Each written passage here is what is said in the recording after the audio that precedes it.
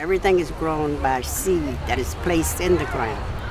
So out of the seed, we feed ourselves and we feed others of whatever we have or whatever we can give to each other to make the other person happy and he's not hungry. So that makes me feel good. I would like to see the world not hungry at all. Everybody have food, everybody have clothes, and everybody have shelter.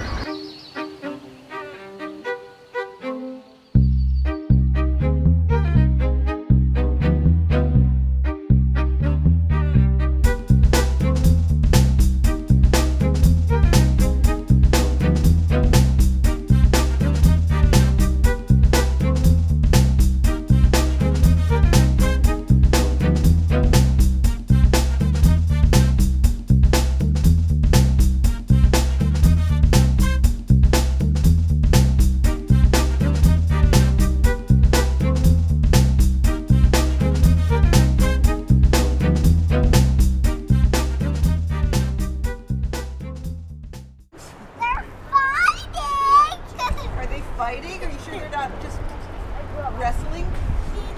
It's a arm wrestle. Arm wrestle. Those are big plants to grow. It's a woo-woo world. It's wrestling.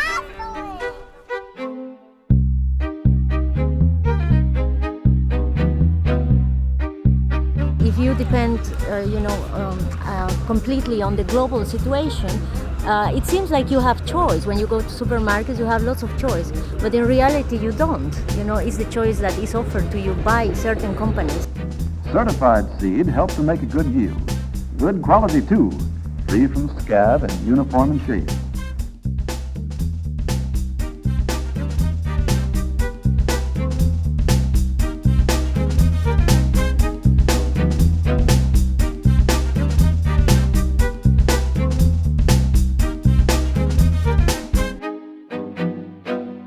So there's this food crisis, particularly in low-income neighborhoods, where low-income neighborhoods don't have any access to good food. They have bodegas, they have corner stores where everything is expensive and processed, and they don't have supermarkets. A lot of the people here are people who come to our emergency food program. It's low-income housing. And on the direct opposite side of this is our only supermarket, which is Associated. When we started our emergency food program, we mostly had canned goods and packaged foods, and we found that with all the community health disparities, that our people that were coming to the pantry really needed to have a better quality of produce in their diets. And a lot of the donated produce, it was sort of unreliable. You would get it when it was available, and sometimes it'd be in better conditions than others. If you ever feel down, sluggish, sometimes it's the food we eat. Most of the food we get in the cities is like it's canned food, which have a lot of salt in it, which is bad for your blood pressure, bad for the heart. It doesn't have as many vitamins once it stays in the store for a certain length of time. It's not fresh. It's been bought from 1,000 miles away sometimes. And by the time they pick it when it's half green, by the time they get to us, it's ripened. And they have lost a lot of its nutrients. When the food arrives in our neighborhood, it's dead.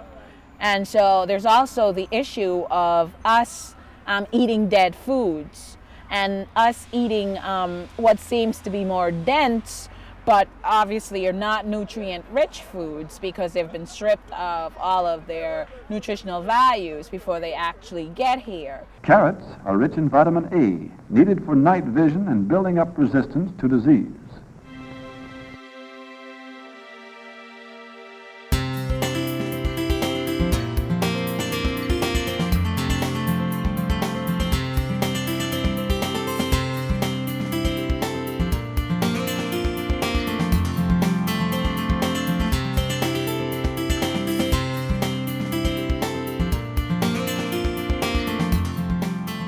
It's becoming even more of a crisis now with the world food crisis because all of the prices for everything are going up so much more. And it's again hitting the poorest the hardest, and so they can't afford food. Grandpa Holder, he says the only honest way to get a mess of peas or a crown of glory is to work for it.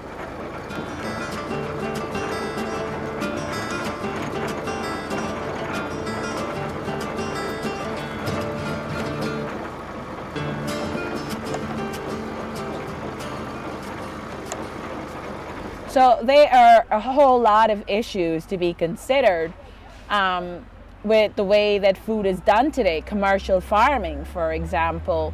The farmers, actually get about 10% out of every dollar that the food is sold. So basically what we're really paying for when we buy the foods in our supermarkets is mostly for the fossil fuel side, which would be transportation costs, fancy packaging costs, for chemicals that are introduced into the foods. And because of what NAFTA's policies have done to small farmers in Mexico, and it's eroded their livelihoods on the land, and so they are moving here to try to find something better. And we're building a wall. Tomatoes are troubled by wilt caused by a fungus that lives in the soil and attacks through the roots, getting into the sap-carrying tubes and shutting off the water supply. The plants die.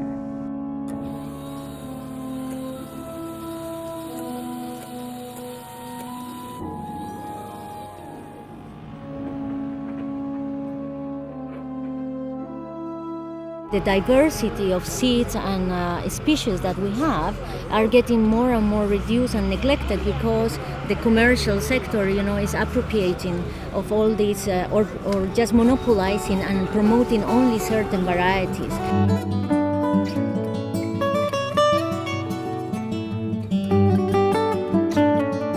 We have the issue of the hybrids and the genetic engineering of our seeds. The seeds that we buy in a regular gardening store have these patents on them, which causes us to in some way be dependent and continue going back to buy seeds.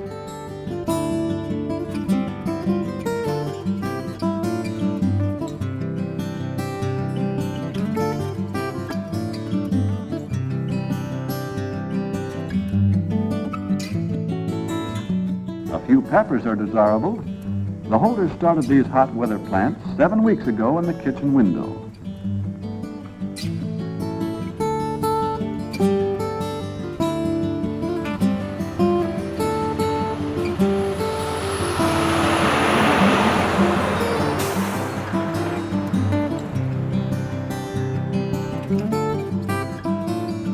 The sad part is that many of us don't realize how important food is and how much is going on in the world around food. With all these huge mega cities, we are kind of disconnected from the nature, and we are not anymore dependent on it. I have a bunch of city friends who don't really understand what it means to be a farmer and have absolutely no connection to the land anymore.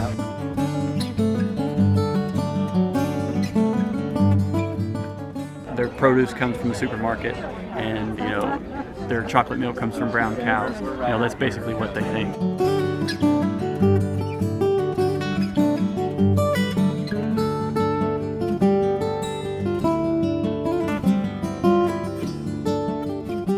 We in the U.S. don't have food sovereignty, which is the idea of all people having control over their food production and policies.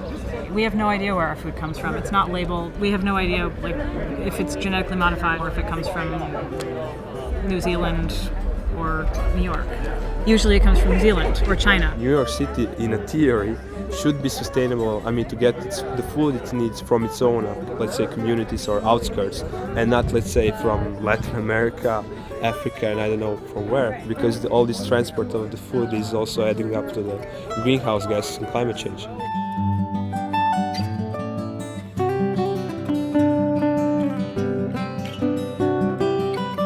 Because it's not just my community that I live in, but it's really the world planet that we're involved with. So whenever we do something, it impacts the rest of the environment. And basically now we are looking at this trend where we go back in the old days and we are trying to make it more sustainable, as communities. Because if everybody is like that, then we would have a sustainable world. I don't think we could have a sustainable world if you don't have really all the communities sustainable alone.